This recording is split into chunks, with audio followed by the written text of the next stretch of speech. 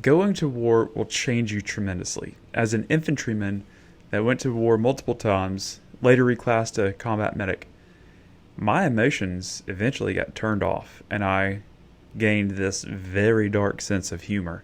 And my compassion was gone. Like, literally, my ability to connect with another human was gone. I could have conversations, but I saw people as assets. What could I get from them? This is not a good way to interact with humans.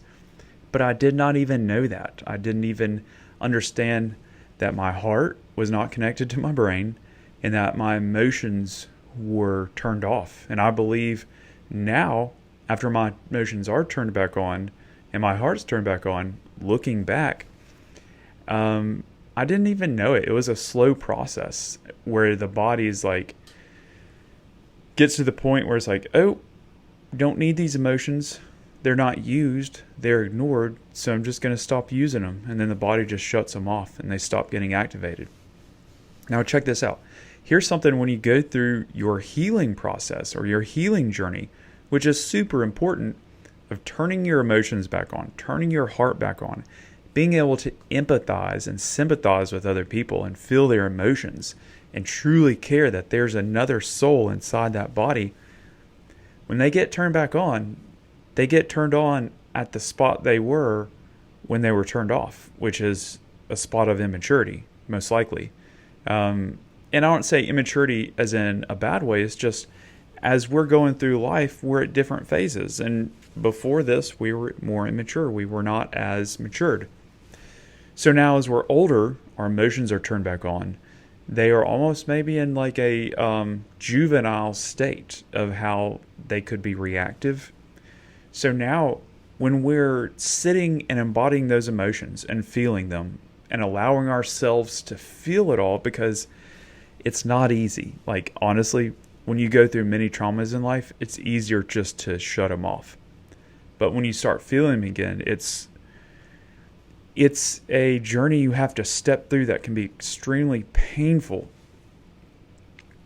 But when you get to that point where they're on, you're using them, you're navigating life with it, you have to start maturing those emotions as well. Instead of being reactive and getting angry at things and not properly analyzing your emotions and not expressing them in a very animated way, but using them to be like, okay, I feel this, I know this, I'll feel it fully, but I don't have to use my mouth and my arms and my face to express my emotions. I can feel them internally. This is that maturity part. Like, just because the emotions are back on and you're connected with it doesn't mean you should express them the way that you used to. Now you catch yourself in those times, those big expressions of emotions, and be like, okay, it's okay to feel this way. It's okay to be mad. It's okay to have these internal systems kicking on. And I give myself grace for how I conduct myself. But, maybe we could do a little better. Maybe I could hone this part in how I express my emotions. Because in doing that, I'm able to keep this relationship and not trash it over this few moments of intense emotions. But now I've analyzed my emotions, felt them fully internally, and then I filter those through my wisdom. It's like, okay, here is the message I will deliver to you, where I'll give a little space and then return to this. That way you start maturing from that last stage that you left off at. And then it's easier to maintain those emotions without ever needing to turn them off again, because you're maturing with them.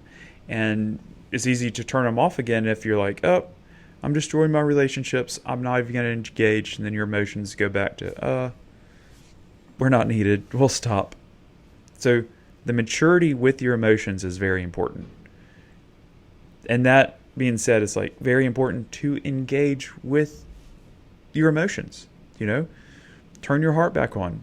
Get connected with people. Realize there's a soul inside of that body and they're not just an asset. And figure out what it means to validate yourself. What it means to go inside and experience those emotions and not being afraid of it. Because, what is it? Bravery is knowing you're afraid of something and doing it anyway and stepping through it. And on the other side of that, it's usually not that bad. It may be a little difficult and a little uncomfortable, but to grow, we have to get uncomfortable.